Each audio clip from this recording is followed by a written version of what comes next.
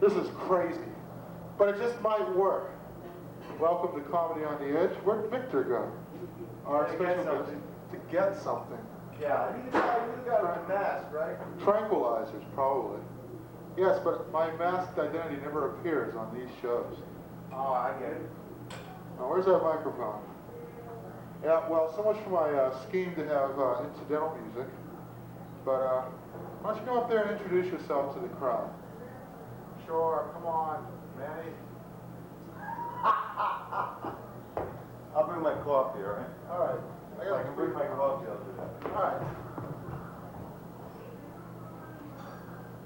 Hello? Hello. Hi. How you doing? It's working? It is now. All right. Yeah. Hi. I'm the... Whoops, sorry. Hey! I thought I was going to be treated right in this time. Francis said to come out here, I'd be treated right. All right? Hey, how's this? Ready? Yeah.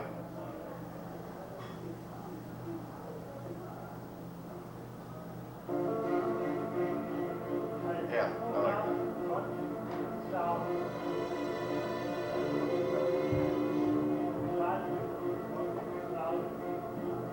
We're sorry. Well, we got off to a rather bumpy start. Yeah. But that was deliberate, okay? Yeah, Don't think that it was a result of our total ineptitude and dysfunctional inability to do anything particularly right. That's right. This is the Zen Psychotic. He's the featured performer over at the Cabaret of the Oddly Normal over at AS220 in Providence, Rhode Island. Is it 115 Empire Street? I believe so. I don't know. You take 95 south and you get off at exit 6, but don't take Hartford. Take the downtown Providence exit and more or less keep bearing left. Keep your doors locked. Yeah, right. Be careful. You'll pass the police cars and stuff, and you'll know you're on the right track.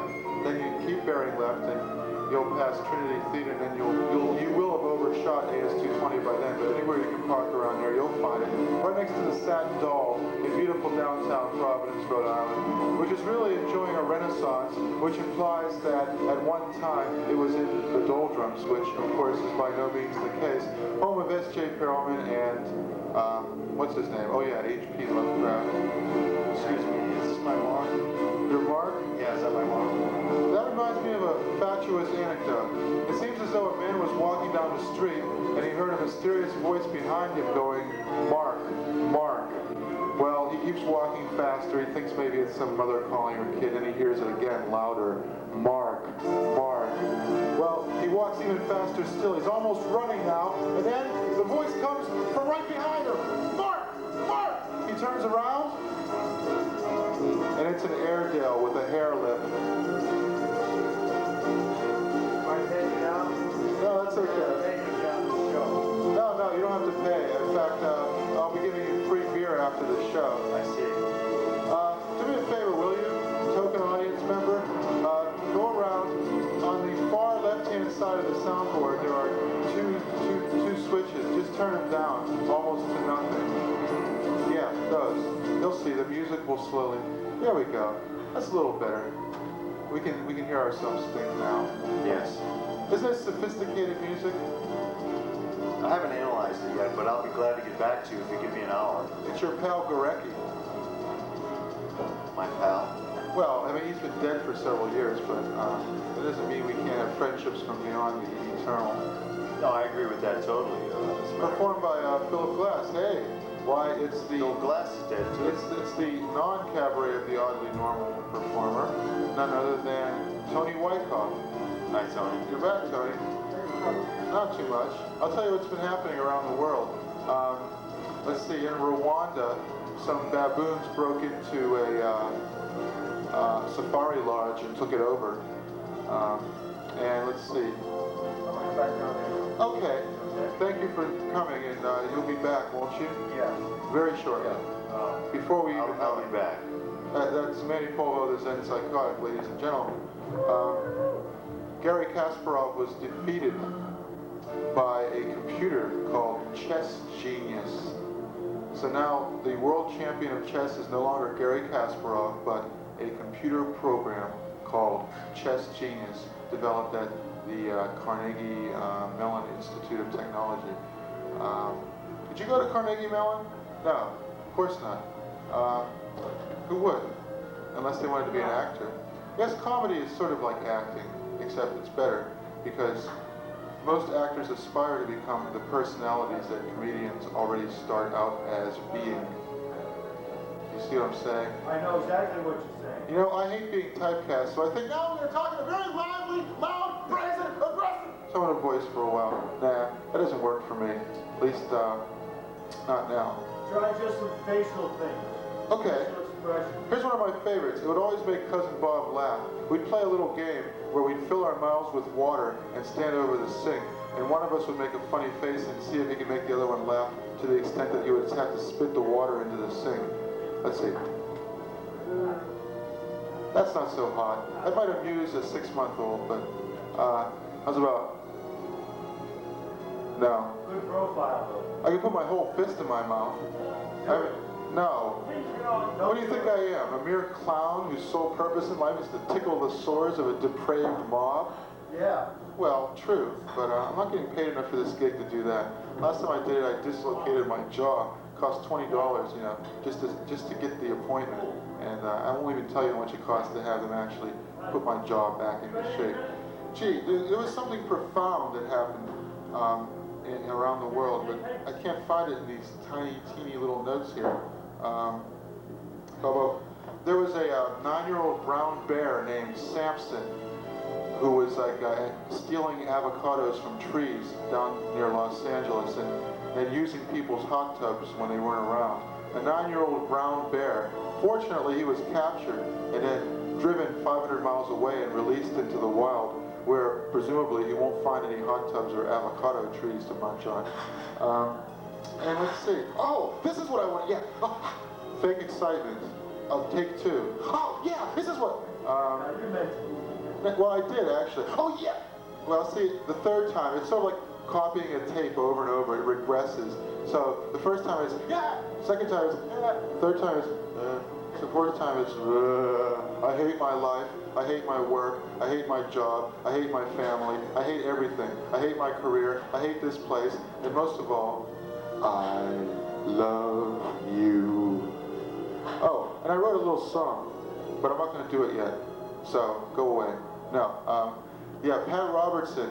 You know, I actually got investigated by the IRS, and in my paranoid way, I connected it with the investigations I was doing for this Atlanta newspaper of Pat Robertson's charitable activities in Massachusetts. Yes, I was a stringer for about 3 days.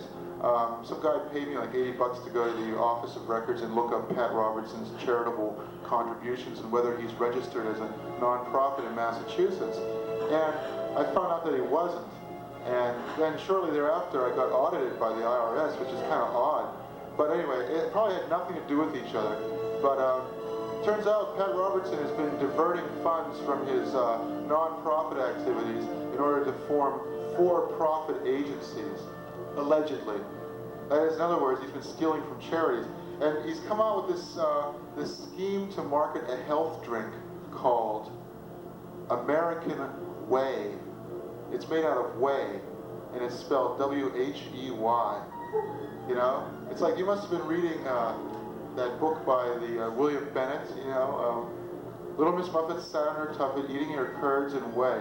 I got it, American Whey. Ding. You know, so like no spiders, guaranteed. You know, only 5% worm parts. So I don't know. I just don't know. That's about it. I don't got anything else here, really. That's like, oh, but I did want to tell a little anecdote. It's not that little. It's actually, it's profoundly changed my lives in ways which I cannot even begin to express. There was this parrot in London who was being taken to the veterinarian. If you must know, his name was Alex, and he was an African gray parrot. And his owner left him at the vet's, and the parrot called back to his departing owner, "Come here. I love you. I'm sorry. Don't leave me here." You know, and I thought, if there were 4 phrases that a parent had to know, those would be the top 4. But we can take that one step further. If there were 4 phrases that any guy had to know, those would also be the top 4, wouldn't they? You know, it's like, you know, honey, will you take me to the zoo today? I'm sorry. Honey, am I getting fat? I love you. You know, if you don't shape up, I'm going to have to leave you. Don't leave me. What was the other one? Oh, yeah. You know, I don't know why I even talk to you. Come here. So, there they are, folks. Come here. I'm sorry. I love you. Don't leave me. Okay? That's all you got to know, really. So, but don't worry about losing 95% of your cortical function in some grisly accident, because you'll still have those 4 phrases burned into your brain, which will enable you to function anywhere, even on the job. You know, I think maybe I'd leave out the "I love you." You could change it to "I love working here." You know, really, you want to keep your job? Every 20 days or so, say, "I love working here." You know, even if it's at the grease pit at McDonald's, you know, you're up to your elbows in hot grease. I love working here. That boy's going to get a promotion soon. You know, really, yeah. It'll do it for you. And if you when you're working as a service worker, the magic words, "I'm sorry," whether it's your fault or not. Women know this. Women always say they're sorry, even though it's not their fault. You bump into them in a crowd, "I'm sorry." No, I'm sorry. No, I'm sorry. No, I'm sorry. I'm the victim here. You bumped into me. No, I'm sorry. You know. So anyway, welcome to Comedy on the Edge, and I think maybe we'll bring up our first performer. And I have a little bit of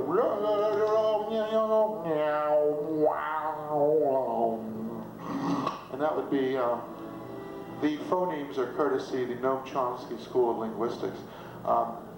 Tony Wycoff. Oh, me? Oh, yeah, yes, yeah, you. Tony Wycoff. Let's give him a big welcome. Good to see you. All right. Oh, man. Hey, we got background music out here today. Is that part of the set? You don't want the background music, do you? I like the mic, too. That's okay. Yeah, hello? Okay, we got it working. So everybody's all right? Looks like we got a real big crowd tonight. I mean, today, this afternoon, 3, 4, 5 people? No, there's going to be 3 more. 8 3 people. more. Yeah. My name is Tony Wycoff, and I like doing this. It's enjoying. No, but before I get started, I'd like to talk to you a little bit, see what's going on, see how everybody's doing. People come in and change, get dressed. I'm glad to see that you decided to come here to change. I guess that's new material, huh? Hey, at least I'm an audience. Wish you were a paying audience. But no, seriously. Growing up as a kid, I come from a poor family. Well, we weren't really poor, but we were poor enough compared to everybody else. Now, my family was so poor that we had a lawnmower as a ceiling fan, which was pretty cool because, but I used to have to wake up in the middle of the night to go get gas for it. I was so poor that our family car was a bicycle, which was really cool because I used to ride the handlebars all the time. And being poor meant that you always had to go to other relatives' houses to check and see what they had in their refrigerator because you usually didn't have anything in yours. And some of the weirdest stuff came from my grandparents' house. My grandparents had the weirdest things in their refrigerator, like bread. And I'm sitting there wondering, why do you have bread in the refrigerator? Because when you go to the grocery store, bread is not in the refrigerated section. It's on an aisle. So one day I asked my grandmother, I said, "Granny, why do you have the bread in the refrigerator?" So my grandmother gets up, walks to the refrigerator, takes the bread out, slams it on the counter, shuts the door, and walks away. She says nothing to me. And I look at her and I'm saying to myself, what the hell is wrong with her? So then I turn around, and all of a sudden I see thousands of roaches that had just surrounded this bread, like a convention of roaches just surrounded the bread. And if these roaches were people, you could have sworn that O.J., Al Collins and that white Bronco was hiding somewhere in that bread because it was full of people. So then I realized that this is the reason why she keeps the bread in the refrigerator. So she comes back in, takes the bread and puts it back in the refrigerator. The thing about grandparents, grandparents would eat food, they would drop food on the floor, and these people would actually eat it without saying, God forgive me, after dropping it on the floor and eating it.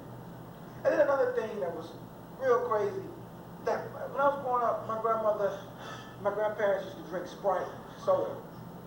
And then as they got closer to retirement, and all their friends started buying new cars and boats and stock, and then they stopped drinking Sprite, and they started becoming black conscious and militant, so they started drinking Coke.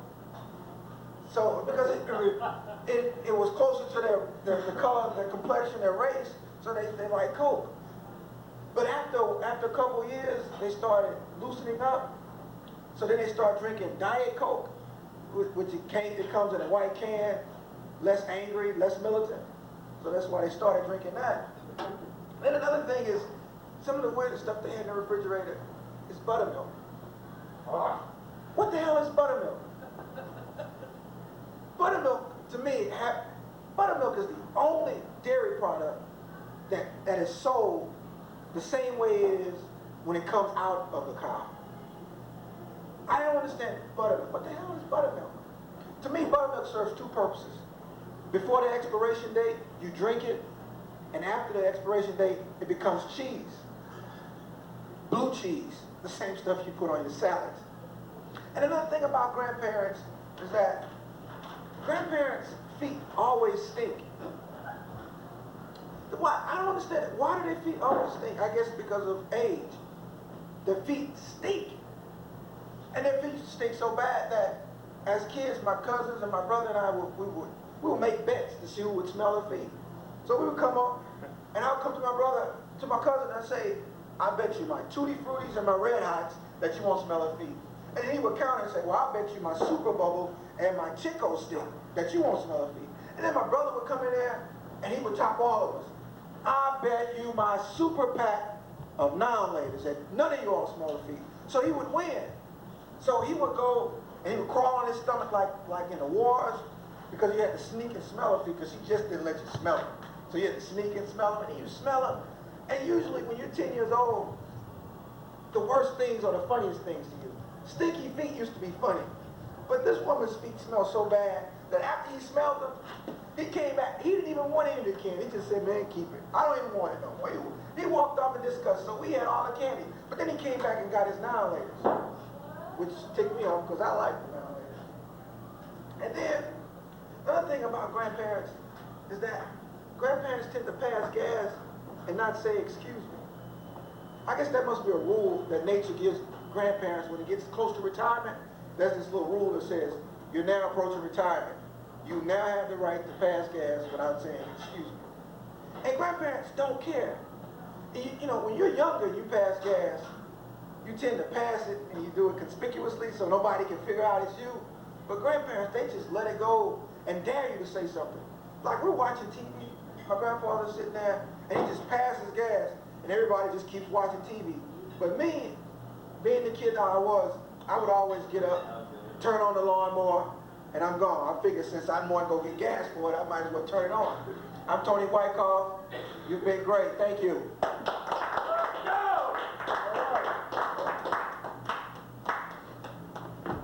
Go, Tony. Go. See? Now that was the feigned lack of enthusiasm, and again, it will regress. Go, Tony, go. Go, Tony, go. Go, Tony, go. Go, Tony, go. Yeah, that was great, man. Great. It was the freaking best set ever. Yeah, Tony Wycoff. Always a pleasure and a privilege. And now, our next guest. Are you ready? Who says it's you? Jonathan Eder. Jonathan Eder. All right. There he is, Jonathan Eder. Thanks, Frank. You know, Tony, your comments about growing up poor reminded me of my own sad and difficult childhood. You know, we were so poor when we were growing up that the only way that we could have seconds is if we threw up. It was really, really kind of a rough situation. My household job when I was growing up was to bring in the trash. That, you know, it was just kind of a different kind of situation. I mean, we had to stay home every garbage day just to make sure that they wouldn't take the house. Yeah, it was rough. And you know, a lot of the things that are normally associated with a happy childhood were different for us. For example, as kids, when our teeth fell out, we had to give them to our grandparents, and that's the way it was. The only time I could ever really get comfortable, the only time I could like stretch out in bed, was when my parents were making love. So it was, you know, it was a different kind of childhood. But I don't know. In other ways, it was fun. You know, I just need to exercise here for a second. You know, I love swimming. I really do love swimming. It's the water I'm afraid of, but I really get most of my exercise swimming. And sometimes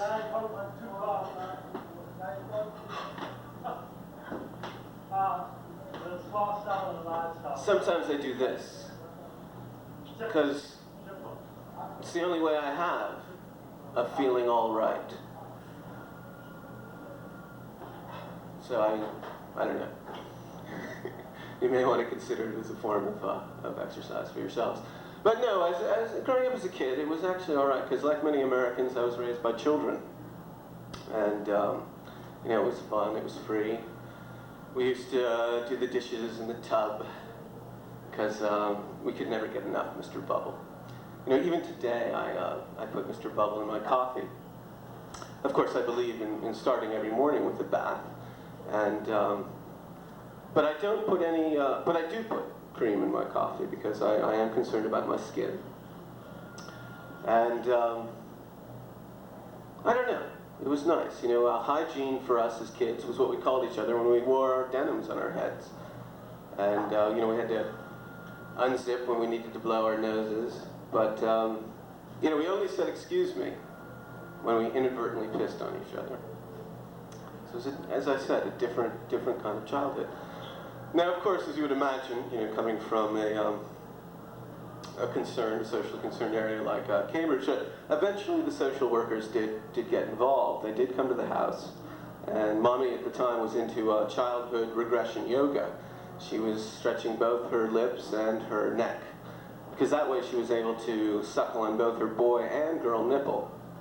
And Daddy was upset. He was banging his spoon on the table, covered in canned peas, because he was very jealous of Mommy's ability to sort of regress so easily, and this is the only way he had of peeing on himself. Well, the social workers, as you might imagine, were very shocked. Actually, we were all shocked. We decided to give the house a bath while cleaning the vacuum cleaner and while vacuuming and watching TV, because we figured that this way we could simultaneously clean the vacuum cleaner while letting the goldfish go on vacation. But everything worked out okay, though. I mean, the social workers were shocked. In fact, they completely lost consciousness and forgot their identities. But as a result, they now have much better jobs. So that, you know, things do work out. Accidents can lead to better things. Well, eventually our parents, eventually we grew up and we had to find daycare for our parents. So we got them jobs in government where they could be properly looked after. But you know, the thing is, now I've gotten to the stage that I think about having a family of my own. I love the girl next door, which is a strange place to do it since neither of us live there. But it means we don't have to worry about cleaning the sheets, which is not something that comes easily to me.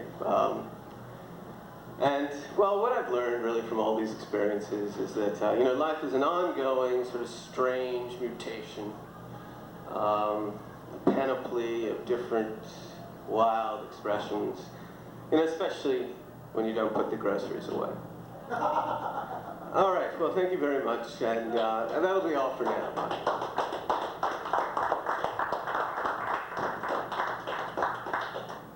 Wow, Jonathan. You know, I sort of recombined Tony's set and Jonathan's set, and I thought of this story I read.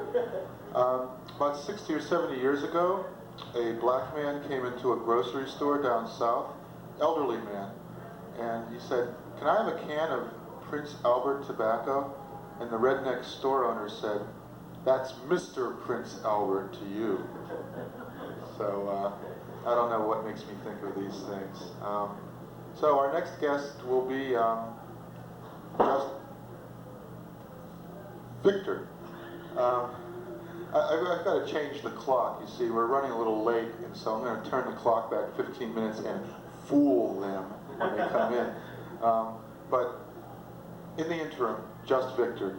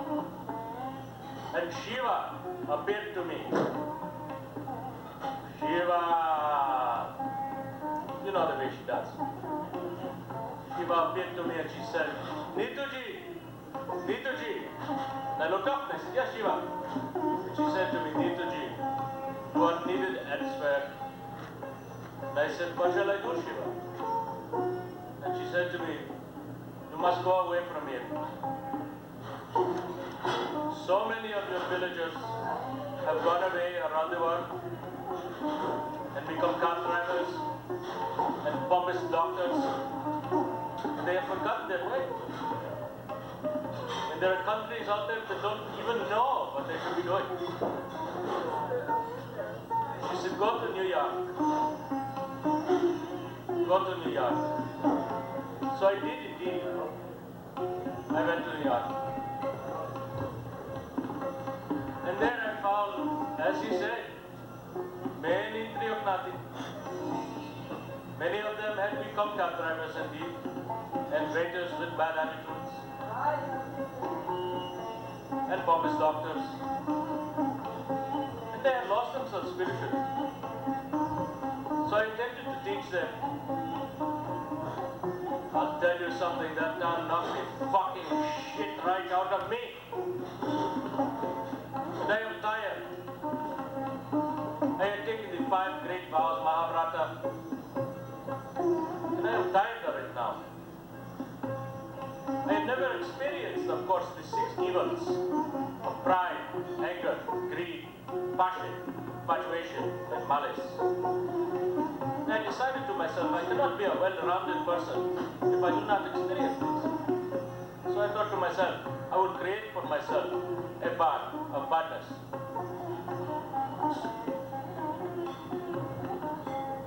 Kharab ka saman. I wrote this in Hindi because I of course speak Western Pahari, but I figured more of you might know Hindi. Let us see what is in the bag.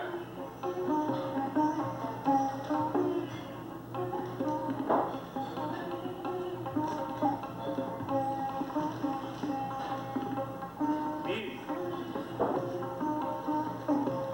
Oh my, look at this, I've never eaten this. The flesh of a holy animal.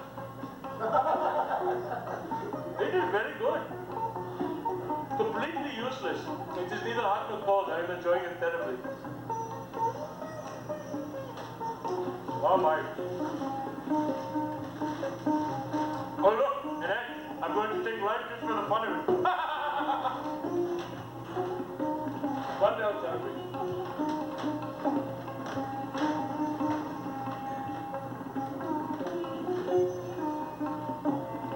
Scratch taking. You see, as a yogi, I should have no avariciousness. Anything that comes to me should come to me effortlessly. I am avaricious now.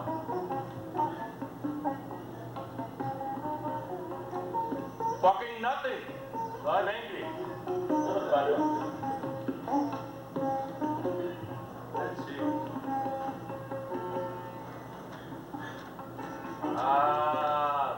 Gotcha, guys.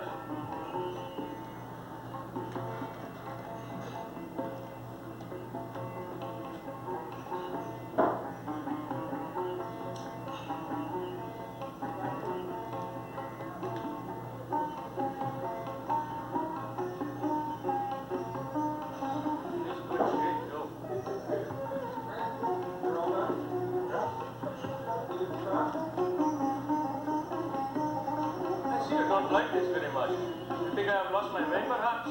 Well, fuck you. I don't care what you think. Fine, be that way.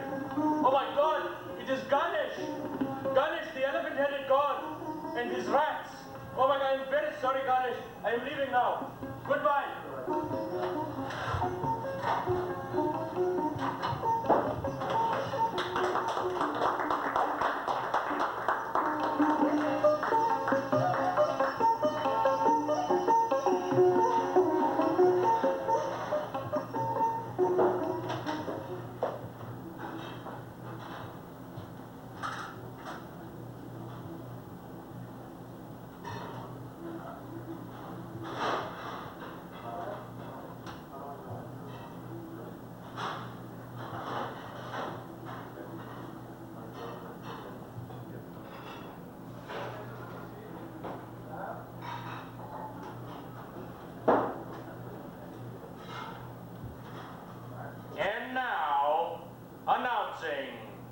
His one appearance at the Middle East Cafe, His Eminence, the Supreme Being, direct from Day Square, East Boston, God. That's right, you gotta clap. How you doing? How you doing?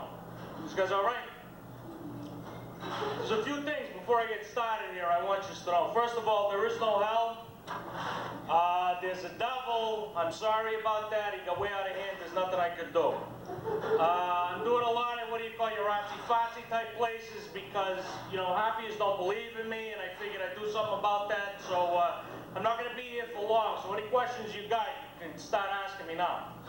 Any questions? Yeah. Is there baseball in heaven? Of course there is. No fucking stupid question. Go ahead, come on. Deep question. I'm looking for deep questions, you know? It's like I'm not gonna be here for very long. Yeah. I've got this pain in my descending colon. Tell me what it is. Yeah, I believe that was Tootsie Pop you ate in 1953. I suggest a high enema. Yeah? Thanks. Any other questions here? What do you do with your spare time? Oh, I do lots of things. For a while there, I was creating shit. That took a long time, you know, that was kind of fun. Because, you know, before that, there was the void. And I lived in the void, you know, and there's not much to do in the void. You know, there's no sex in the void. You can't get high in the void. And it was just nothing to do, you know. It was kind of like living in, fuck, I don't know, Sudbury or some shit like that. So I decided I'd create, you know, I'm still doing it, I keep my hand in it, you know, I don't want to forget, you know, so I go out there, you know, once in a while, I'm creating something way out, like, you know, you don't even know about it. Go ahead. We're looking for universal questions here, there's not much time, you may never see me again, you know, because you're not going to see me when you die. Yeah. I have a question, I've always wondered this. If God always is, always was, and always will be, how come we weren't born 100 years ago? Because I've always been, always am, and always will be. Not you. You're just ongoing. See, this is a problem. All you creation, like you think that you're so fucking important, and you're not. I shouldn't have given you a free thought at all, because see, the thing is like, you do things, you fuck up, then you blame me. I'm tired of this shit. I'm really tired of it. I should have made you like flies or something. Because you really don't do anything. I mean, if you think about it, you're no different than flies and moths and clams and whatever the hell else there is out there. You're born, you eat, you fuck, you die. That's it. So, I mean, that's pretty much it. Go ahead. You guys in the front row, you gotta have some questions. I mean, you're not gonna get to talk to me again, so. Question. All right, go ahead. I'm just observing the bumper stickers that say, God listens. Do you really listen? Oh, of course I do. I listen to everything. But see, the thing is, I listen and I answer. I mean, if you ask me something, I answer, but it's not necessarily the answer you want, guy. You know what I'm talking about? So is that truth then that God listens, but he just doesn't give a damn? No, I give a shit. See, I know what you need. What was the last thing you asked for? I mean, I don't remember all this shit, so, you know, I'm old. Come on, kid. What was the last thing you asked for? A new car. Where do you live? In Somerville. You live in Somerville? They're going to steal it off you. See, you don't need a new car. There you go. There's all kind of boosters over there. Anybody else? Jesus. Well, what do you think of technology? See, now there's another problem. See, I made you think too much. See, you build shit and you don't know how to get out of it. In fact, that's one of my biggest regrets. Right? I gave you the ability to build like the atomic bomb, right? You got the atomic bomb. Now you don't know what to do with it, do you? I gotta watch this shit all the time. It's like, I mean, you know, eventually if you want to blow yourselves up, I don't give a shit. Because, you know, the roaches are waiting in the wings. They're ready to go. All right? And I can turn it all over to them. I mean, I gave you guys some time. You got about, I don't know, 10, 12,000 years. You've been really running things. And you're doing a wonderful fucking job, let me tell you. On this planet. I mean, I don't give a shit. I got thousands of other planets. You know, you want to blow it up, fucking blow it up. But I think if I created humans again, I'd make them a little less smart, you know? All right, anybody else got any questions? Go ahead. Excuse me, but do you Yes, expect me to believe that God makes a public appearance wearing a bathrobe and then he's actually a man? Oh, what do we get, a feminist broad here? First of all, I'm whatever the fuck I want to be, all right? I'm a man, I'm a woman, I'm black, I'm white, I'm a dog, I'm a cat, I'm fish, I'm grass, I'm whatever the fuck I want to be, I'm fucking God. I just happen to be, I was on the blue line, so I got to appear like this. So, does that answer your question or what? Well, I was just concerned about your matter of dress. I mean, I just think that someone would appear a little bit nicer for public appearance. I can appear however the hell I want. I'm not going to do it for you now. I mean, if you doubt my existence, I'll turn you into a fucking toad. I'm not fucking around here. Go ahead, anybody else? What about reincarnation? Reincarnation. Yeah, that's kind of right. But it's not what you think. It's like you guys want to you want to reincarnate. Like everybody that I hear, right?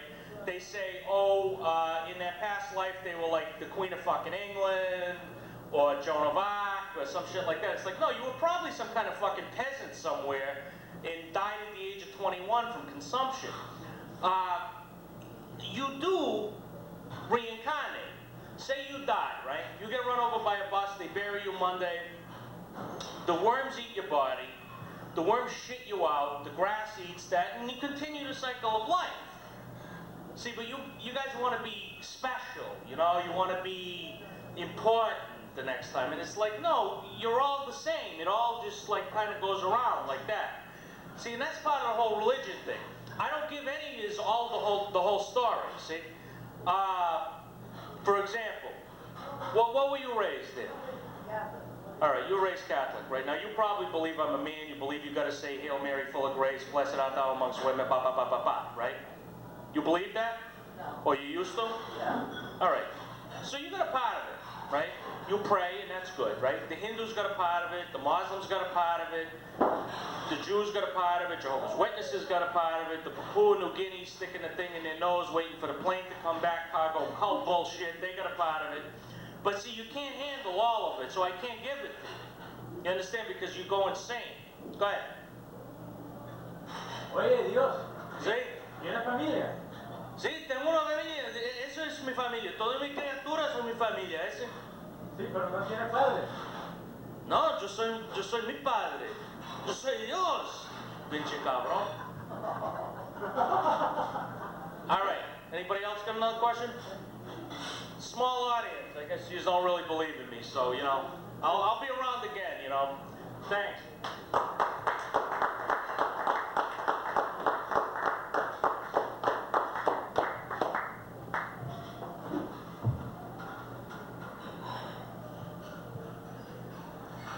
God. Easy name to fit on the marquee. You know, 3 letters, boom, that's it. Of course, if you fuck up and you put it in small letters, well, you're really screwed, you know. The health inspectors come. It's a coincidence.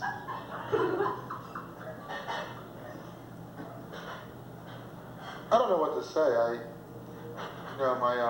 When I looked upon that awesome visage, my testicles shriveled up to the size of a pea, and I don't have any testosterone going, and so now I'm very nervous and apprehensive about introducing the next act, but I'll get it back. Let me have a drink of water.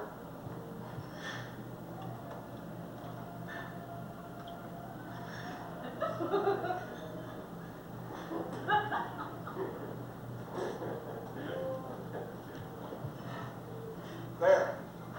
That's better. Well, our next guest is, I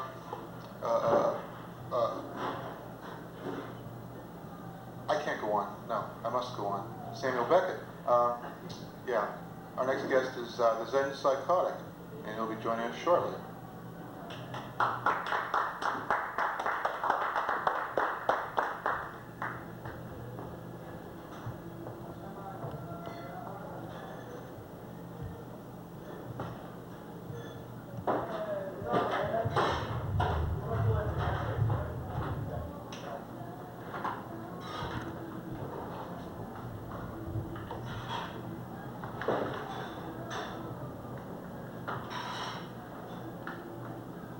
Okay, Francis.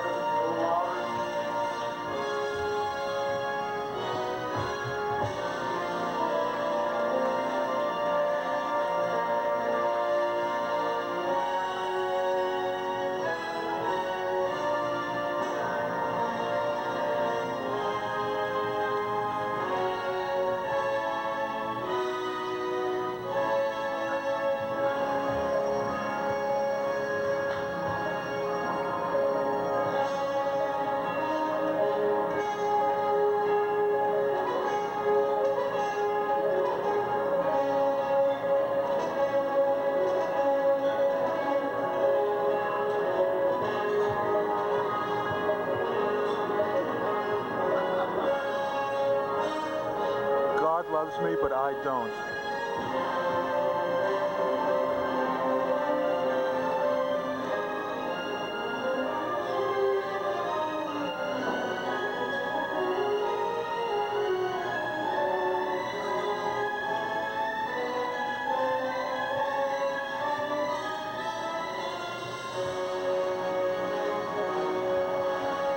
This is the Zen part.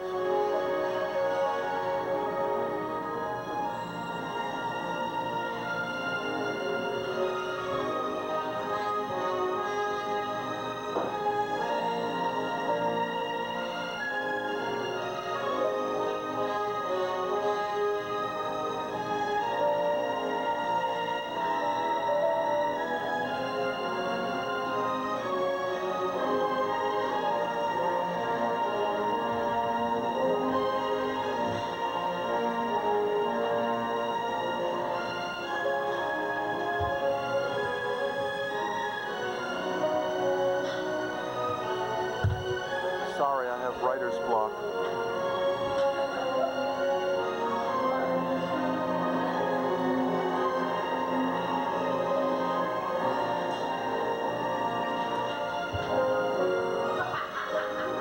Fuck you, too.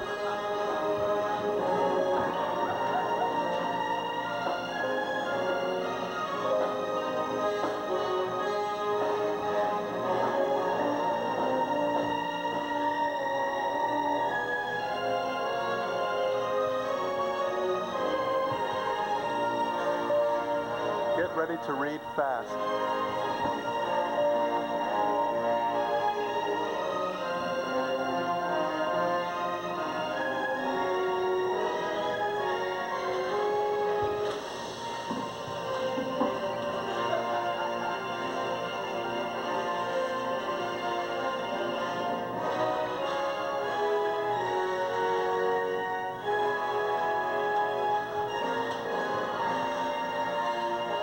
The end, part 1.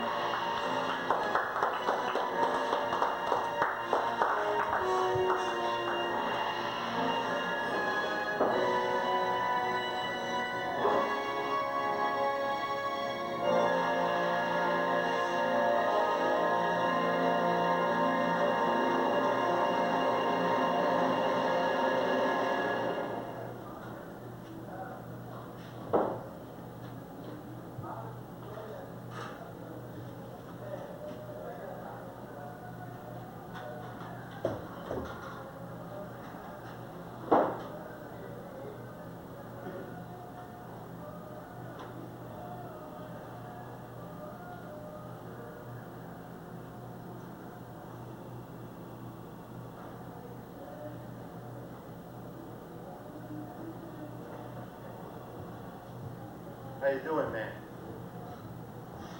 Sit down. So you're working or what? Huh? Yeah? That's good, man.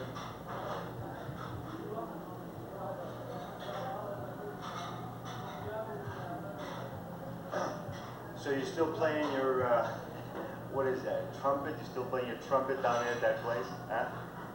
Yeah? That's good, man. How's your old man doing? Is he working? Huh? That's good. That's good, man, eh? Look at Margaret over there, huh? Fucking ragtag. Margaret! Come on, Margaret, wake up. She's gonna fly away pretty soon, you know what I'm saying? Fly up friendly skies. She's on a computer too, along with your old man. You know what I'm talking about? Huh? Yeah? She's making the moves on me with the other fucking computer scumbags. Ragbag. She thinks I don't know, huh, Margaret? Making the moves. They want to keep me on this couch, her and the scummers on the computer. They want to keep me a prisoner on this fucking couch. You want a glass of soda? Huh? Margaret, get the guy something to drink, will ya? we made a duck, we got roast, we got stuff in you. Want something to eat? Huh? No? I used to make the moves for them. When I was in the can, it was, oh, Dave, you're going to make the moves. You go this and that, bring it over here, take me over there, give me the numbers on the dog, and now they stick it up my ass. Is that right or wrong? Huh? That ain't right. Huh, Margaret? When I was in the can, it was the same thing. Oh, they're making the moves and this and that, and now they all dirty, double-dealing computer scummers like her. Fucking rag-bag. And she's running around saying, oh, Dave, I need the phone. I had to take the phone out because the scummers want to make the moves on me over the phone. And she says, oh, but Sonny and Bobby can't call me and this and that. For what? They only come around here once a year anyway, on a birthday, huh? Huh, Margaret? Then it's, come on, Ma, let's go. We're going to Squino's, nice Italian food.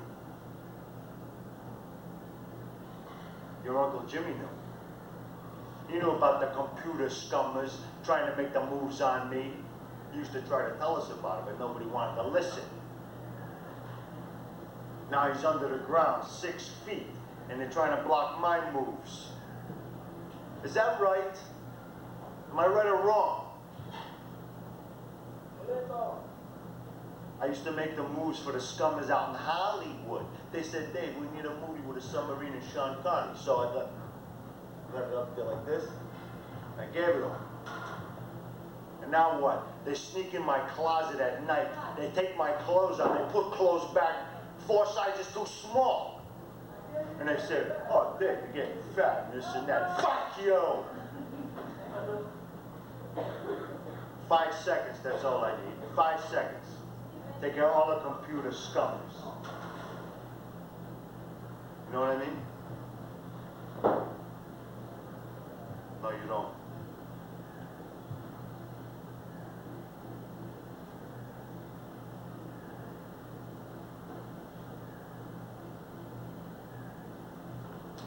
Francis, I got time for one more? Sure.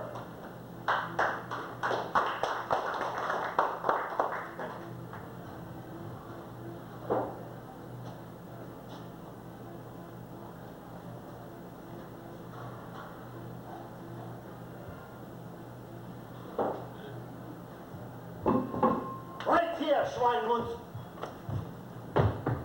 Right there, I want fresh honey.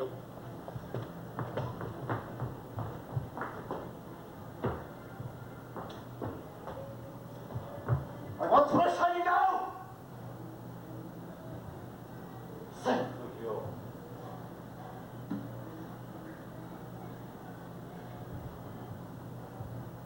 Yes? What? He thinks he's who? Send him in.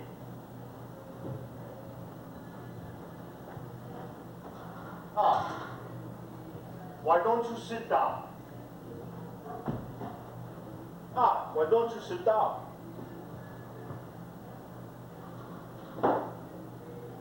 How long have you been Dr. Schmelzify? How long have you been Dr. Schmelzify? Listen, I am the doctor, you're the patient, I ask the questions. Listen, I am the doctor, you're the patient, I ask the questions. All right, I've got it. I'll ask you a question. That will solve who's the imposter. Ask me anything. All right? How much do I charge for frontal lobotomy?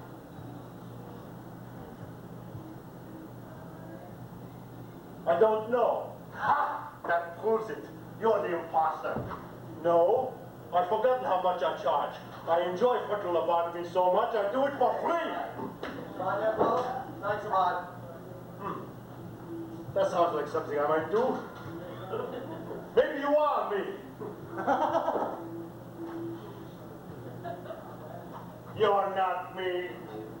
But I think I can help you.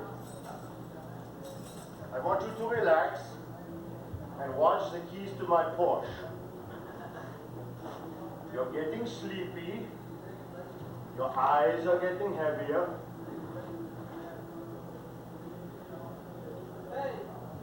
I'm going to count backwards from 5 to 1, and then you will be asleep. 5, 4, 3, 2, 1. Now, I'm just going to prick your finger to see if you're really asleep with this 45 Magnum. All right. When you awake, you will no longer think you are Dr. Schmelzefein. You will remember nothing but that you are not Dr. Schmelzefein, and you'll feel very good and relaxed. In fact, when you wake up, you will think you are Marlon Brando. 1, 2, 3. You're awake.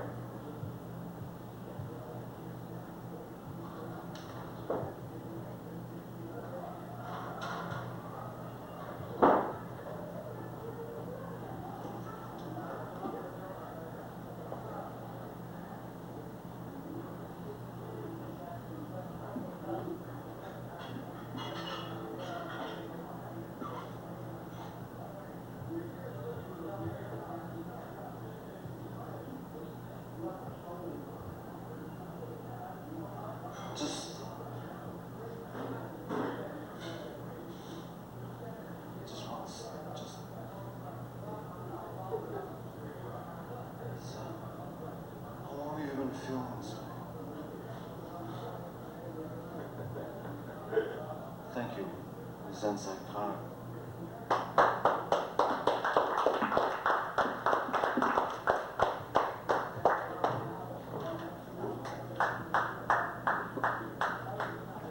Well, that was the Cabaret of the Oddly Normal, a special guest appearance by, in backwards order, the Zen Psychotic, Just Victor, and of course some regulars of ours, Jonathan Eder and Tony Wycoff, and of course my name is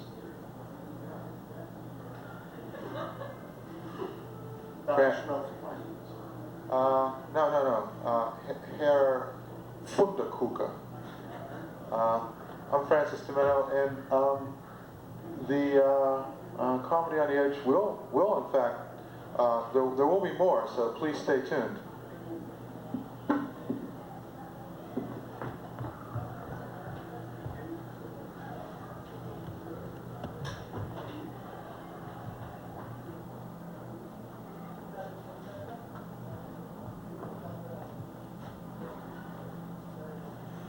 Hi, welcome to Comedy on...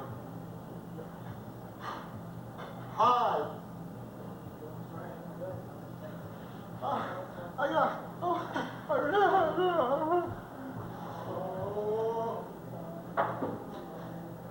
Yeah, that's more like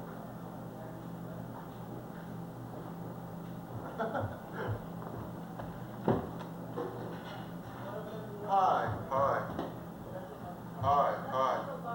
Well, either way, you know, the good one I got to hunch over like this, and the bad one I can sort of stand straight, but kind of really stinks. Well, it doesn't matter. I mean, it's not like I'm trying to project to a crowd of 8,000. I did play to a crowd of 20,000.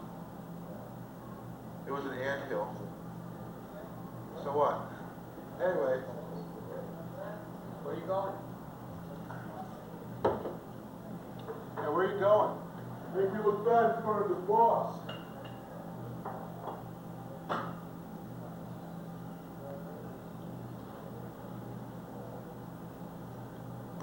This is the good microphone. That is the good I've been microphone. saving it for a special occasion.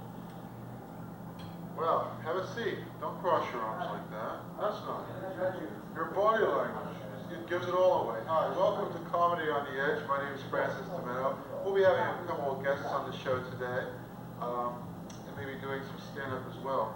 My girlfriend got in a horrible automobile accident. Where's the laughter and applause? No, and so she stays at home and watches daytime television, and sometimes I'm there in the morning and I'm watching it with her, and we're watching Montel Williams, who I've always hated.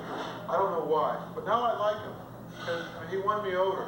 Because, you know, how all the talk show hosts now, they're getting all of these people from down south who, well, to put it charitably, aren't very bright, and they don't know how to talk. They scream at each other.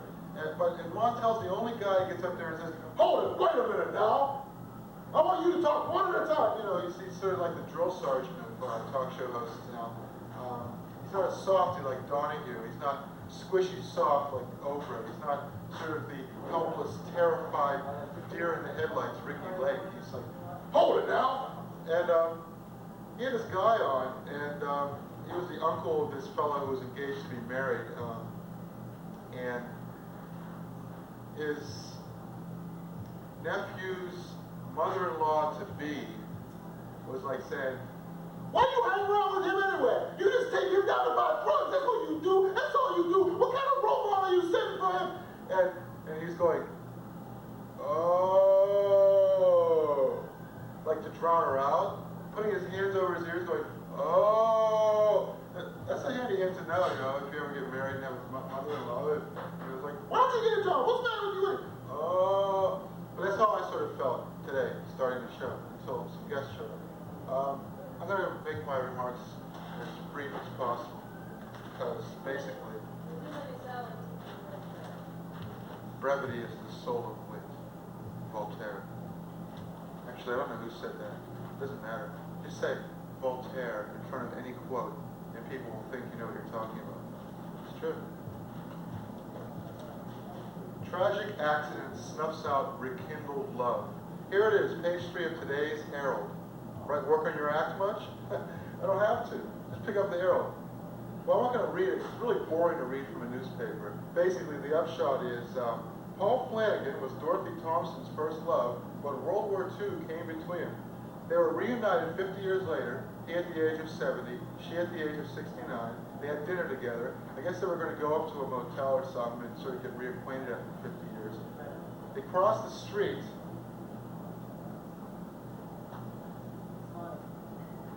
They had just finished dinner when they were hit while trying to cross a 7-lane highway.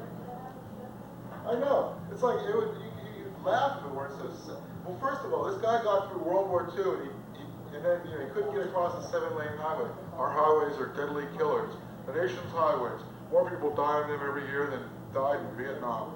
So, I don't know, it says something, but that'll be never made into a movie because it doesn't have the heartwarming finale, you know, like Always or something like that, where the guy finally, you know, it's not a real tearjerker, it's more like a short, sharp, staccato laugh inducer, like, oh, you know, so it would be a damn short movie too. I mean, it'd be boring even if it were a full-length feature, just like Umpy, because it would be like 1 hour and 50 minutes long, and then the last 10 minutes would be them trying to cross the road, you know, the end. You know, that would send them streaming out of the theaters with a yen to come back and buy more popcorn, wouldn't it? Well, what I like to do is to bring up our guest, Steve Botheld, and we'll talk a little bit. I'll give you the good microphone. How's that? Oh, that's great. All right, that'll work. And we'll talk a little bit about dinner theater, which you say you were involved in, and also what they teach you in a comedy course. Now, stay tuned because you could pay $80 to go to some comedy course, but this guy's going to tell you what they teach you. He's going to do it for virtually nothing. I'll get you something to drink after the show. Okay, you want to talk about the dinner theater Let's do the dinner theater first, because I know nothing about that. I'm involved in the Joey Maria's comedy wedding dinner theater, which is basically like you're going to a wedding, and you'd be a guest. It's a full course meal. You have a bridal party come out, and they really play the Italian stereotypes to a T. And it's a lot of this, you know, hey, touching your balls and stuff like this, going like that, you know what I'm saying? Stuff like that. It's just like you go to a wedding, and it's a lot of fun, really. It's about 2 or 3 hours, some dancing, and it's just like you go to a wedding. I don't know. You have to go to appreciate it. I really can't give it justice. How do they rehearse you? Do they coach you? It's all improv. Oh, really? So It would just be like, I've played one of the ushers, and just be like you'd be involved in a wedding, And there's some crazy stuff going on. They do the Godfather music? Yeah, the Godfather goes in, and everybody comes up and pays their respects to him. That's just really a good time. Oh, they kiss his hand? Yeah. Does he wear a glove? You know how the guys get their hair slicked back, Yeah. walk around. With a mouthful of mothballs and Yeah, he didn't talk like this, you know what I'm saying? They grab their balls a lot and go, hey, what the hell are you doing here, you know? Uh-huh. And I'm also involved in an Irish wake. They also do an Irish wake, the Wake of Matty O'Malley. It's basically, Matty has died, and people come and eat, and there's a dinner, and there's a lot of eulogies, and they go around and make eulogy. It's basically what it is. Well, now, I just had an idea. You could recombine them and have, like, the Italian wedding spill over to the Irish way. Hey, what are you doing here? You know, shut up, what you doing here? No. Like, I'm gonna whack you. Well, I'll whack you with me, Shirley. Actually, there is a show in New York. Oh, yeah? Patrick and Maria's wedding. Oh, right. I want to know, why do you suppose the Irish and the Italians are singled out for this special honor, and not other ethnic groups like Lithuanians and Serbians? The Serbian-Croatian wedding, you know, it's like... Well, Boston, there's a lot of Italians and a lot of Irish. There's a lot you can do with the Irish. They drink a lot. So always good for some good jokes there. And the Italians are loud people, and it's just, if you've actually been to an Italian wedding, they're pretty busy. There's a lot of action going on. Well, that's very diplomatic of you to describe the Irish, which you are as a bunch of drunkards, and the Italians as significant cause. Loud. It's like you know, there are worse things to be called, like maniacal homicidal killers who smoke crooked cigars and eat spaghetti all day without so much as stopping to take a breath, and they all cheat on their wives and worship a pope off in Rome. That kind of deal. I mean, you could say that. It wouldn't be right, but you could say that. Well, so in other words, it's like the Irish and the Italians are a magnet for ethnic stereotyping. Right. And since they're sort of secure in their role as Americans, third generation, they don't really mind that much. No, they seem to really like it a lot. And they're also doing a Jewish wedding. Oh, great. The wedding of Evan and Shabbos. And that I don't know too much about. It's pretty popular now.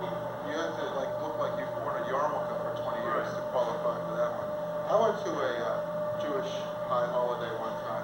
I was trying to pretend like I was Jewish, but I sort of cut my thumb on a bottle cap and yelled out, "Jesus Christ!" Turn around and looked. It's like, yeah, it would. How humorous. I want to ask you why I decided to do this. See, I had a roommate who was Catholic, but he converted to Judaism. He was from Venezuela. I don't know why. I guess, he thought it was a cool religion. And, we know that the Jewish religion isn't very easy to convert to. They don't make it easy when they do that. So, but he was trying real hard. He wore the yarmulke. He did all that stuff. So I borrowed his yarmulke. I said, well, hey, wouldn't it be great if I went to this thing here? It wasn't great. It was terrible. But that's what happens. Hey, what you doing around here? See, yeah, that's weird, because there's hardly any Italians down south, and they both have the same instinctual thing. So, hey, what you doing around here? And down south, it's, what you doing around here anyway, boy? You ain't got no business around here. I guess they're very clannish, and that's sort of what they have in common. So, tell me a little more about this comedy course you took. It was with Dave Fitzgerald. He's a pretty big name in the Boston scene. I see you nodding your head, sir. Yeah, I saw that at the Learning Adventure. Learning Adventure, yeah. And How much did he charge? it was 2 weeks. It was, I think, $40. Oh. So what you do is you go the first week and you show a lot of tape. And you show you some techniques, where to go. And really, and then the following week you'd come up, you'd perform five minutes of material for him, and then he'd critique it, after which he did, and pretty much ripped everyone apart. But, But it was really helpful. Was there anybody there who was like so much better than everybody else that you didn't rip him There was apart? oh no, he had something to say about everyone. But I got a lot out of it.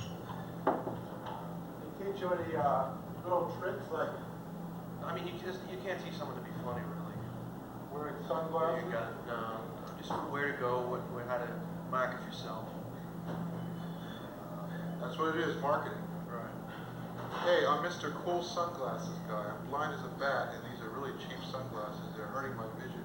I'll be blind because I try to look cool. Isn't that tragic? Ow. Yeah, like I said, the following week you'd come in and you do 5 minutes of your material. Only the lowly. Sorry. It's Give me your time. show.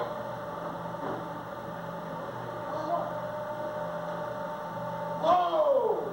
Jesus Christ, man, you goddamn son of a bitch. Does he teach you like how to do the stage laugh? No.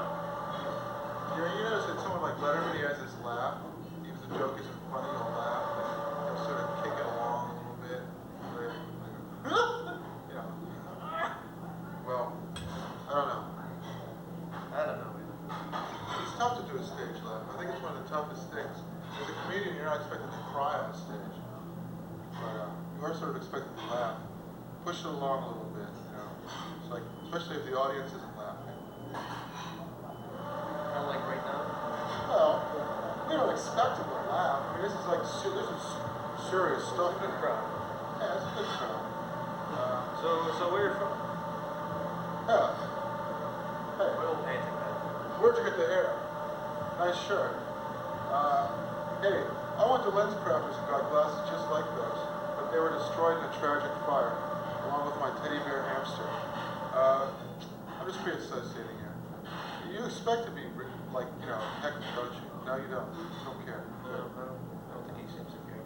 Okay, that's good. Poker face. All right. I got 3 aces. What do you got? Well, seeing how Jesus Christ, I got 2 kings, and I'm the king of kings. And that makes 5 kings.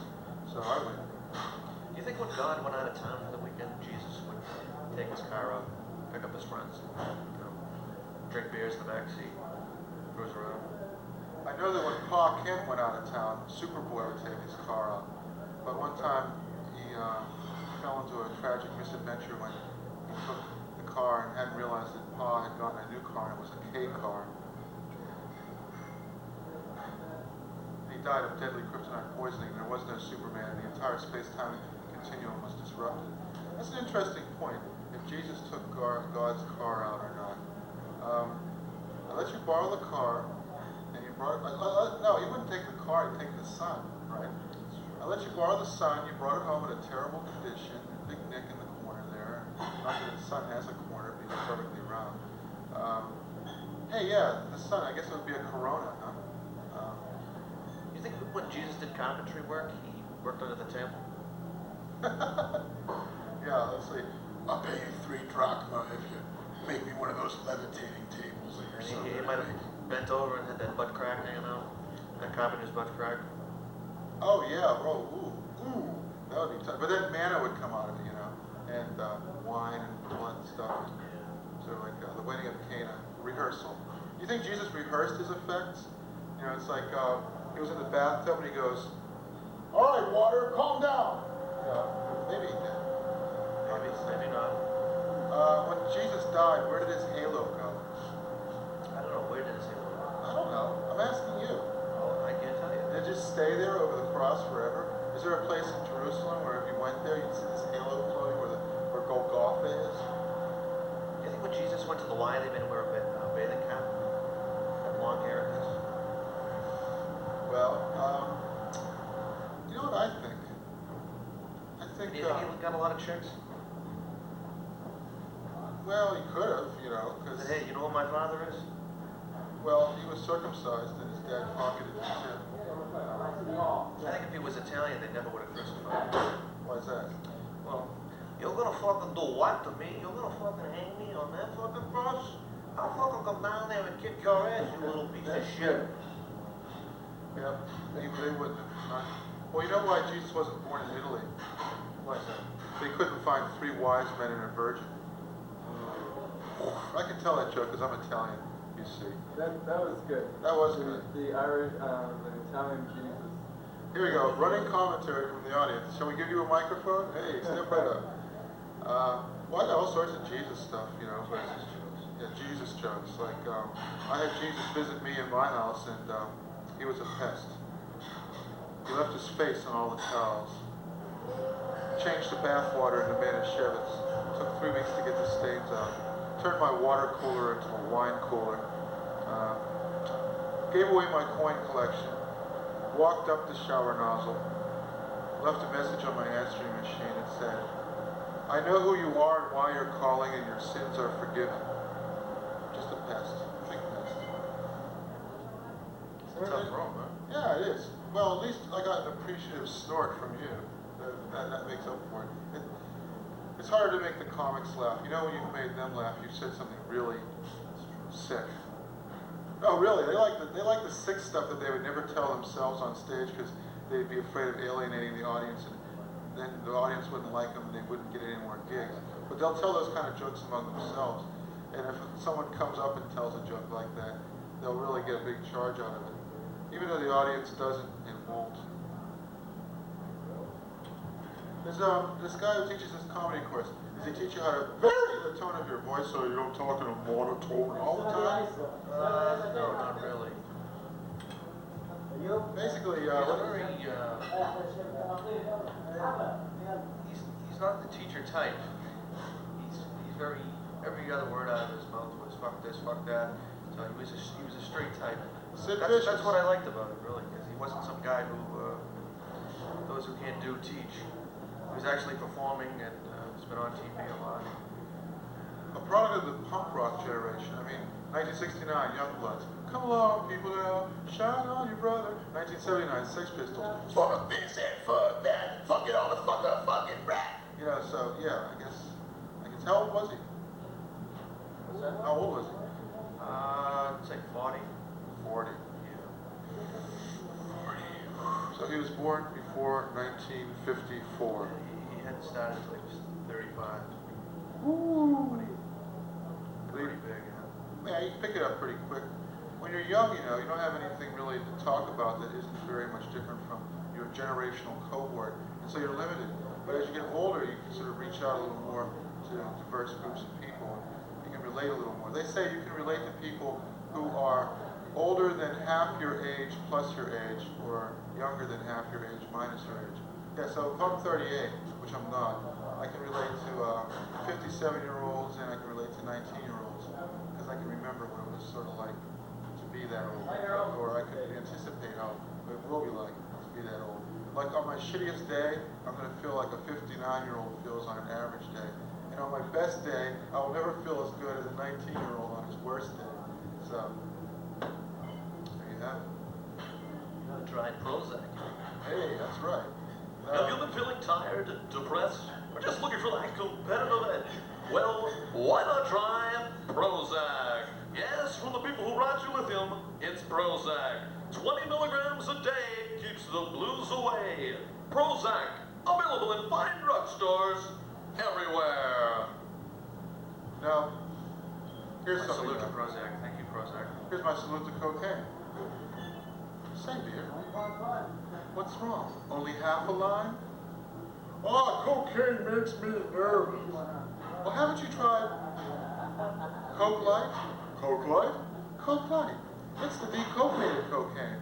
Well, the doctor says if I don't stop snorting cocaine, they're going to have to take my nose off and sew a button on. So I guess I'd better try some.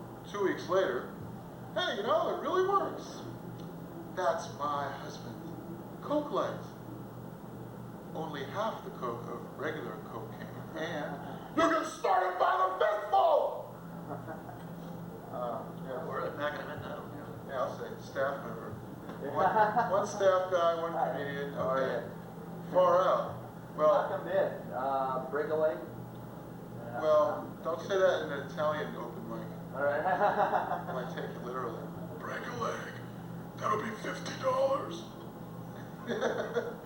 They do have prices for these things.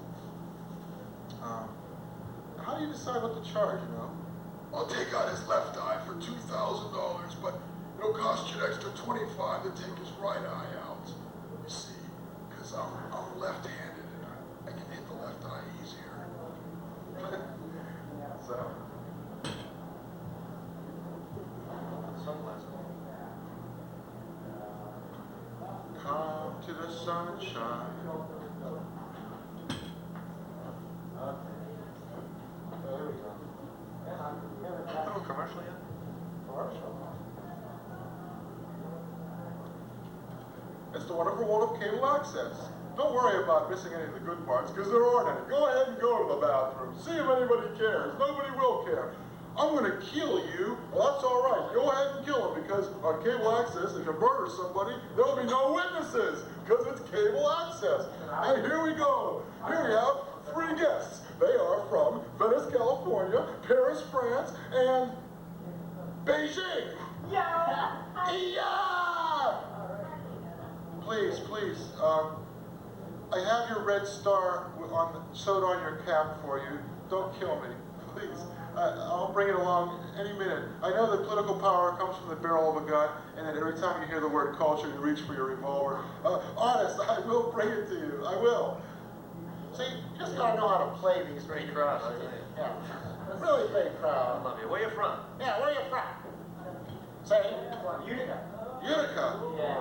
Do you drink the beer there? Sure. Genesee Cream Ale? That's from Rochester. Oh, Oh. Rochester. Faux pas number 1. Boing. Yeah. Well, but Utica Club Soda. Utica Club. Well, Utica Club. There's Utica Club. Just has beer. Oh, okay. Well, what about the... Saranac stuff that they sell here. That's what. Oh, Saranac de Bergio? Every time you drink it, your nose grows? What? That's it. All right, see? Yeah, all right. What kind of potato chips do you guys got there? You know, Lay's. You don't eat such things, I know. You're into macrobiotic stuff, and you know. No, it's cool. You have this halo, right? And when you leave the room, the halo will still be there, and it'll... Stale donut. Oh, okay. Well, but anybody that sits there will have the benefit of it, be it a halo or stale donut. There we go. Jesus Christ, halo or stale donut? Page 3. I don't know, yeah. This is cool. This is far out. We haven't had so many people here since beers were 2 for $0.25. And that was, well, yeah, they were back in 1839 when Martin Van Buren was president. You know, you can run with that for a while. Martin Van Buren, what if he came back today?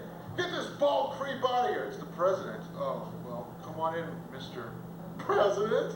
You know, Andrew Jackson is president today. That would be cool, wouldn't it? It'd be like, I'm an illiterate tailor. Perfect. We'll run with Ollie North. Our cameraman's telling us to go to commercial. Well, I guess it's time for us to go to a commercial break. Red Circus, Nature Valley Granola, and the fine folks at the Bergenstock Sandal Company are proud to present the first annual Save the Earth Family Folk Festival, live Tuesday, June 26th, in the Harvard Square Common in Cambridge, featuring the marvelous music of Miss Patty Larkin, John Gooker, and special guest Joan Baez. Bring the family. All the children will be treated to a goodie bag, courtesy of Nature Valley Granola. So strap on those sandals, strap on the old backpack, and jump on the tee. It's the first annual Save the Earth Family Folk Festival, live at the Harvard Square Common in Cambridge. Talking about fucking saving the whales. Who the fuck's gonna save me? Huh? Huh?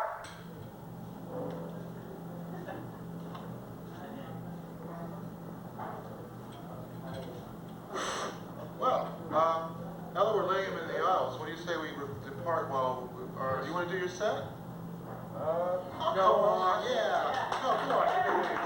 Yeah, do your set. Yeah, check it out, man. It's a wonderful world of comedy with our new friend, Steve Botheld.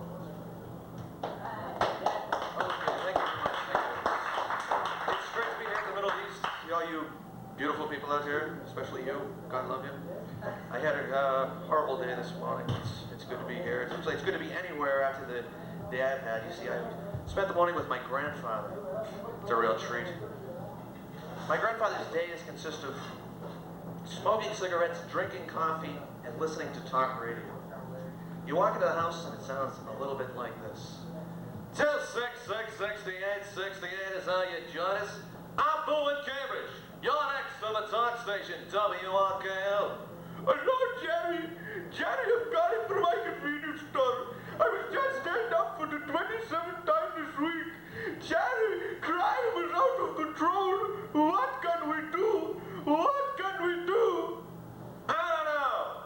Tony on a phone review. You're next on the talk station, WRKL.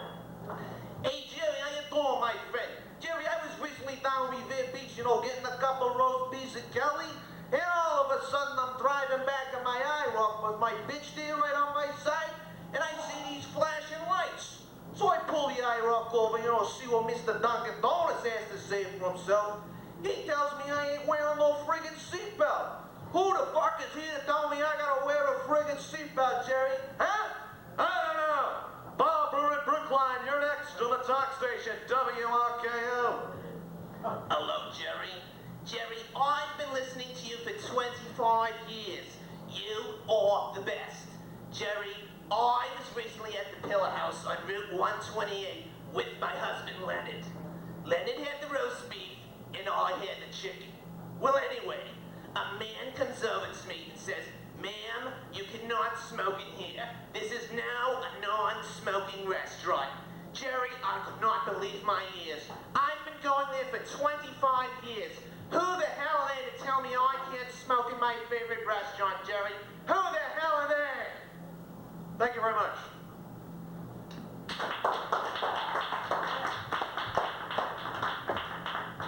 Yo, Steve, I didn't finish smoking my crack. Oh. Man, put me in a spot there. Not only that, but I forgot the name of our next guest. That's even worse. Now, wait a minute. Perkins?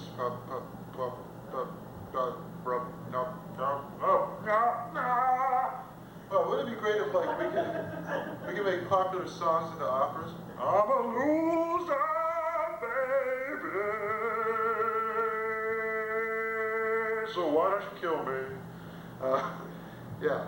Are you gonna wanna do a little schmooze? Oh no, I'm all set. Oh, I'm all set. What are you, a fucking Jello mold? You're all. Come on. I cross your palms with silver, Effendi. No?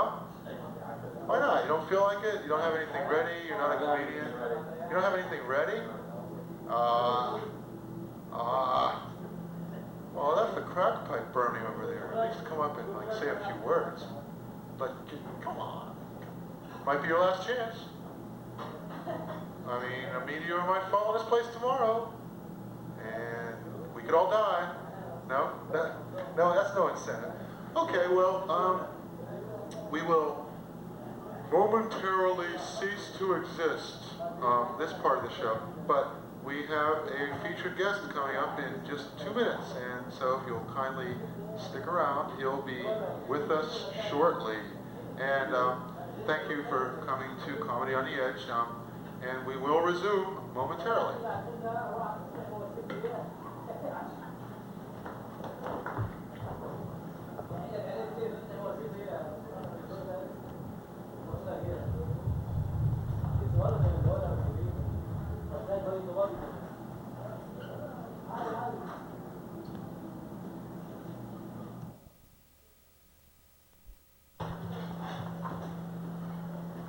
Welcome to Comedy on the Edge. I'm just testing the equipment before we present Bushmaster, featuring Chris Mascara and lead Todd Lax.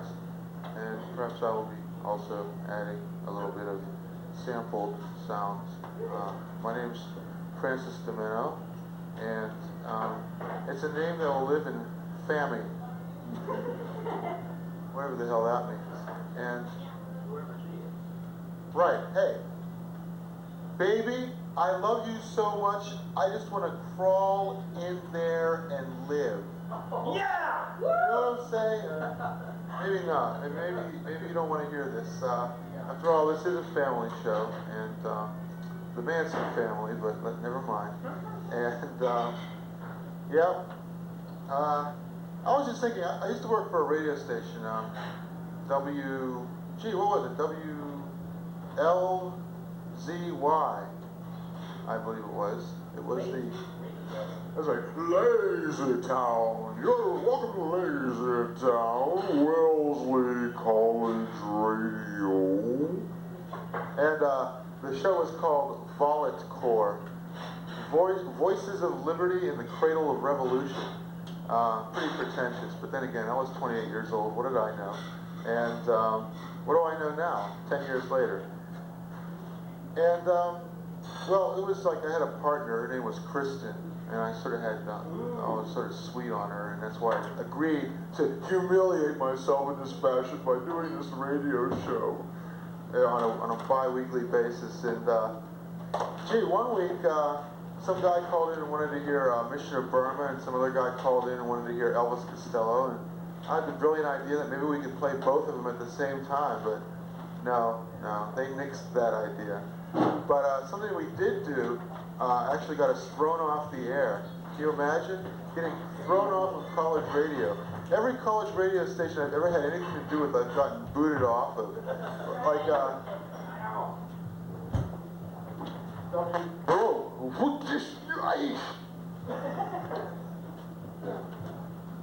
WDOM down in Providence. You know, I had this record called Roots of Rock. It was all these great old blues songs, which were the originals of all the great rock songs based on old blues songs, like I'm So Glad by Skip James instead of Cream, and stuff like that. And I got thrown off of that for playing the Leonard Cohen song, Don't Go Home With Your Heart On, which they didn't appreciate, being a Catholic college run by Jesuits. And but on WZLY, my co-host, Kristen, announced a nuclear holocaust on the air. See, there was this emergency broadcast signal, red light that goes off when they want to do the emergency broadcast signal. And she thought it meant Armageddon coming. And she actually had me believing her. So, you know, I figured, well, the bombs are coming. It'll probably take 20 minutes for the aftershocks to reach here. So it means we've got 30 minutes of life left. Really, you know, your mind focuses and concentrates itself wonderfully, as I think someone else once observed, when you're faced with impending doom. But all I could do was just sit there and think, oh well. You know, it's like, you know, it was a scenario straight out of Red Clouds. You know, the red clouds stood in the sky that final day of life. Well, I'm glad it happened because now I can laugh about it. So what songs did you play? Oh, you know, that's weird that you should ask that. I wish I had actually had the presence of mind to slap a cassette in the, you know, in the tape recorder so I could have a record of the songs we were playing when we thought the world was going to end. Oh, it was probably like Soul Asylum. You know, this is like 1985. Yeah, Soul Asylum, we were into that. We were into all the really hip, heavy stuff, man. Years before anybody else latched onto it, Natch, you know. And I can't say we were into the Big Star third album, which has all of a sudden gone incredibly popular. You know, I missed that boom by about 3 weeks. I mean, 3 weeks before everybody started making a big fuss about it, it was because it was coming out on CD. That's how, you know, the whole thing with the Big Star Sister Lovers thing, you know, which has been incredibly influential, by the way, and sort of created a whole new genre of alternative rock. I bought it at a used record store for $5 and I was going, wow, this is great. Jesus Christ was born today. You know, I mean, all that stuff, all those songs are just so wonderful. They're the greatest, you know. Do you know that album? Very well. Well, I had a roommate who was really into Big Star, but he always played the first and second albums. He never got around to spinning the third one. Radio City has its charms too, though. It does. And what was the second one called? Radio City. Oh, yeah, you're right. Radio City's the one that does have its charms. The first one, I never really got the point of. Give me a ticket for an aeroplane.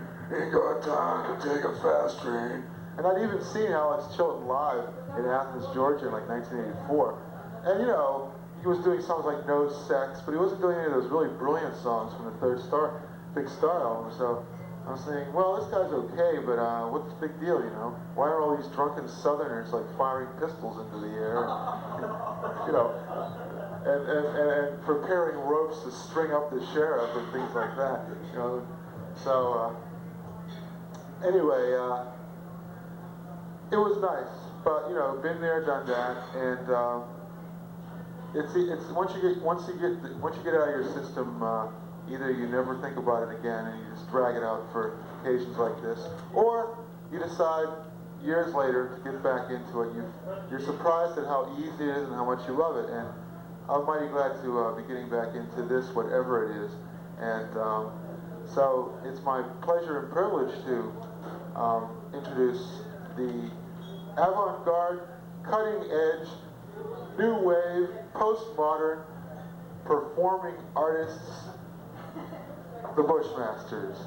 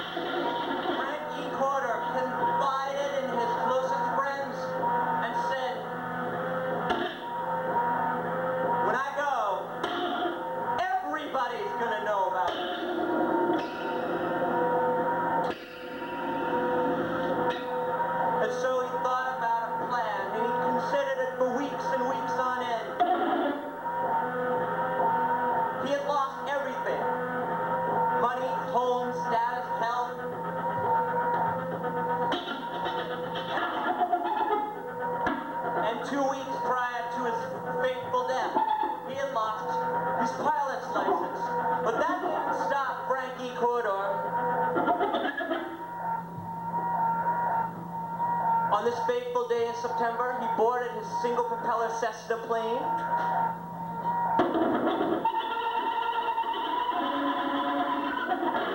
And charted a course for Pennsylvania Avenue, Washington, D.C.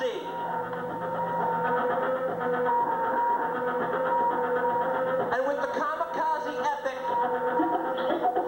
pushed the stick forward and let his plane fall from an altitude of 3,000 feet straight down with the hopeful intention of landing into the White House.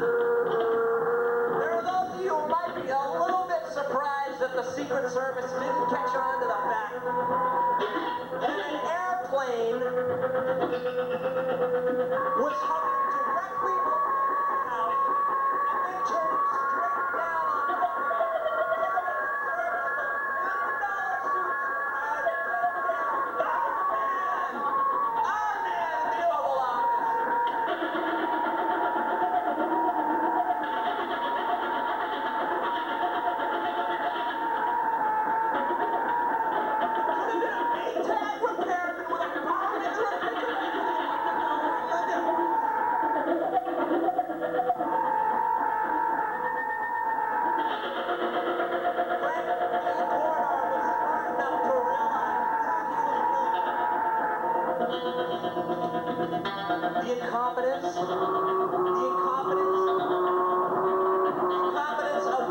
who think that there is absolutely no way they're gonna fail.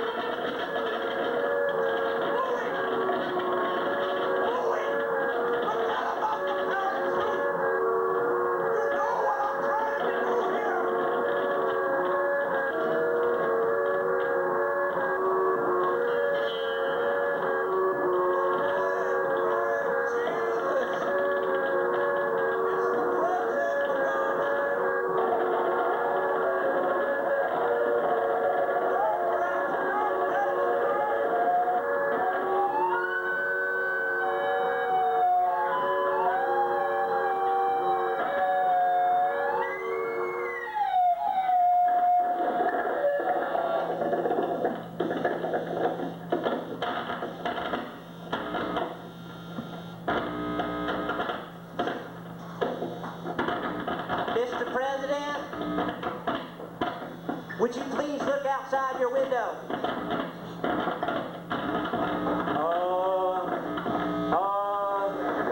Why? Look outside your window, Mr. President. We have reason to believe that someone is interested in taking your life. No one would want to do that. I'm everybody's best friend. Nobody would want to hurt everybody's best friend.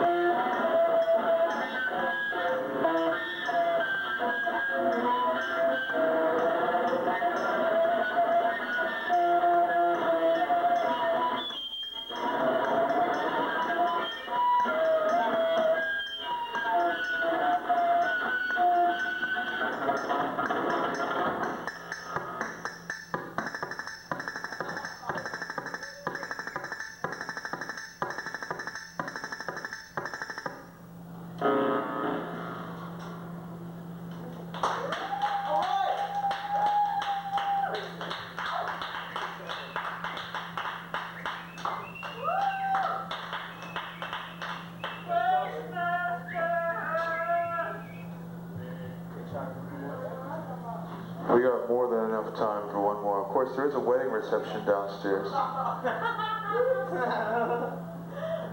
Perhaps in honor of the blushing bride, we ought to dedicate this song to her.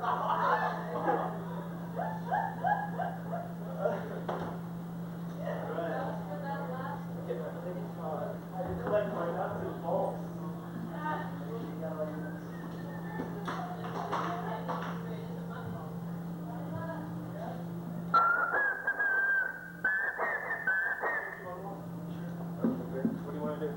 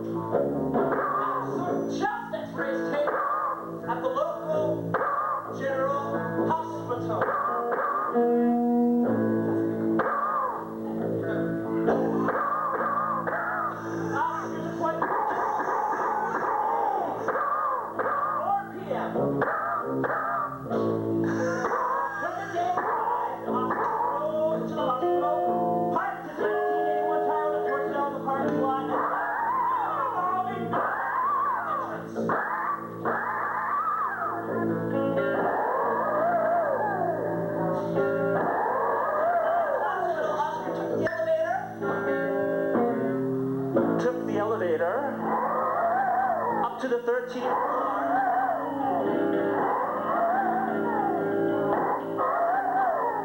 And when he stepped off the elevator, he noticed a receptionist seated behind a long white counter.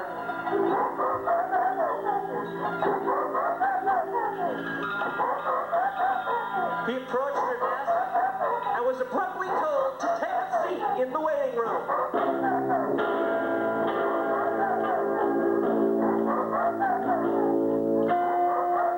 So Oscar picked up one of the straight back vinyl upholstered chairs and was carrying it down the hall when an orderly stopped him and asked him what he was doing. Oscar said that he had come for some chest x-rays, and so the orderly led him back to the waiting room and told him to sit down. After a while, Oscar became tired of waiting in the waiting room, and so he began to think of ways to amuse himself.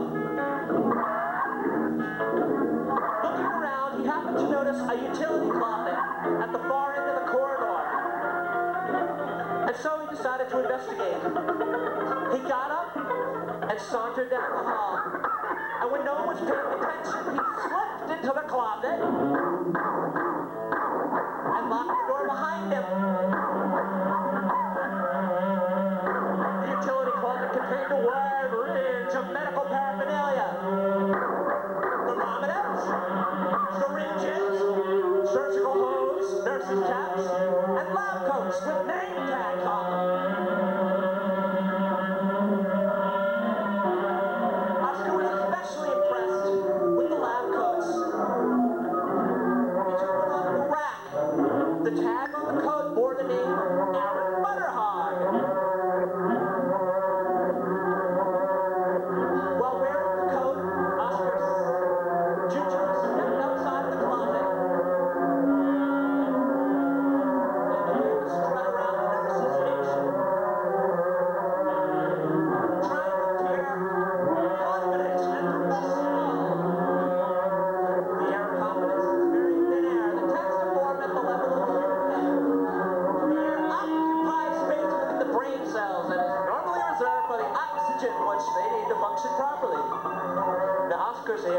confidence dissipated rather quickly when he heard the voice of one of the nurses calling his name. Excuse me, Dr. Butterhog. Are you still on duty? Dr. Sanders needs an assist in the OR.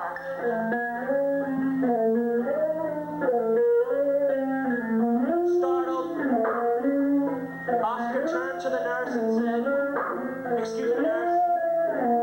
I am a perfectly intelligent man, and thus there is no need for you to spell the word OR on my behalf."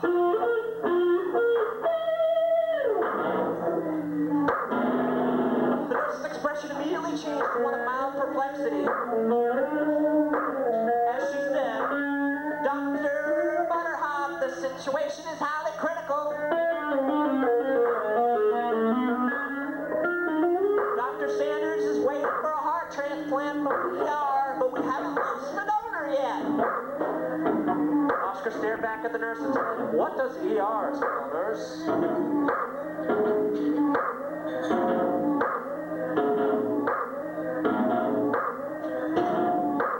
At that point, the nurse threw up her hands and pushed Oscar onto a nearby elevator. When the doors closed, a funny feeling began to creep up on him. The kind of feeling you get when you defrost a chicken in a bowl of water. And then you forget about the bowl. And then you wash your hands in the sink with dishwashing liquid, and you're pretty sure that none of the soap fell on the chicken. But then again, you never know. In spite of the chicken, Oscar pressed the 5 button on the elevator. And when the doors opened, he could hear the telltale sound from the operating room.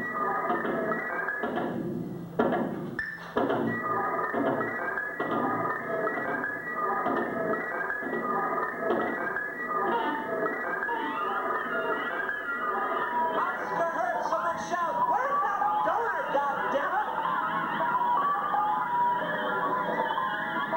We're losing it.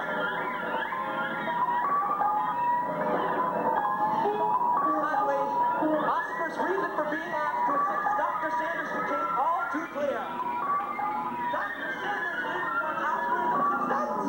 Dr. Sanders wanted his heart.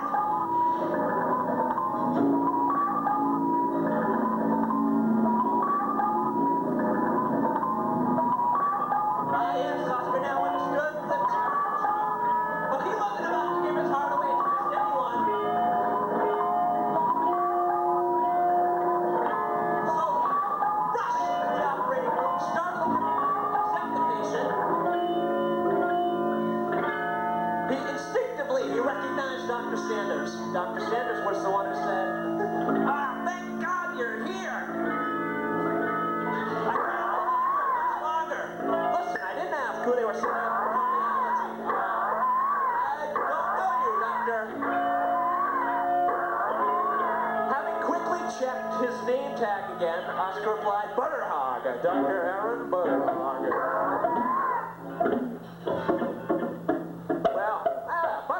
That's odd. I thought you were in gastroenterology. Well, close enough. Come over here and lend a hand. Oscar couldn't stand it any longer. This man was insatiable. First his heart, and now his hand. You're not getting my hand, or my heart, or any other part of me, Dr. Sanders. The game is up. I'm caught on to your little organ switching scam.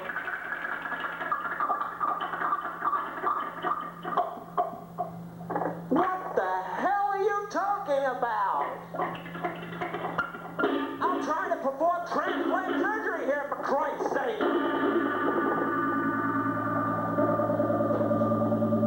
That very well may be, said Oscar.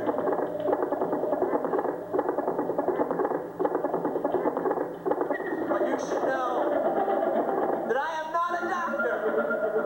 I am actually a patient. Oscar noticed that the veins in Dr. Sanders' forehead were starting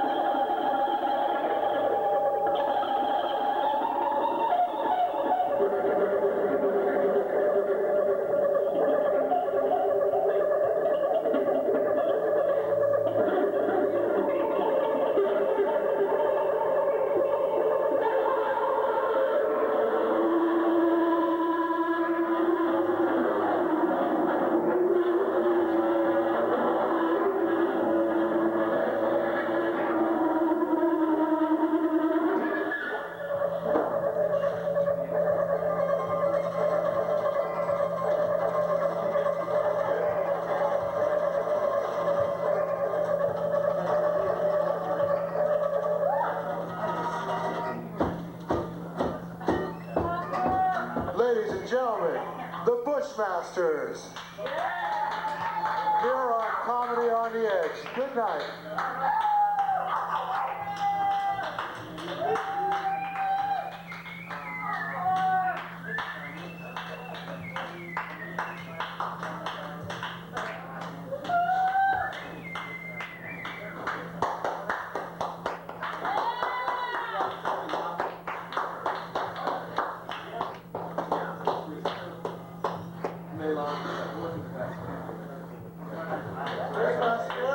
Relax. Thank you. Francis DiMenno, great job.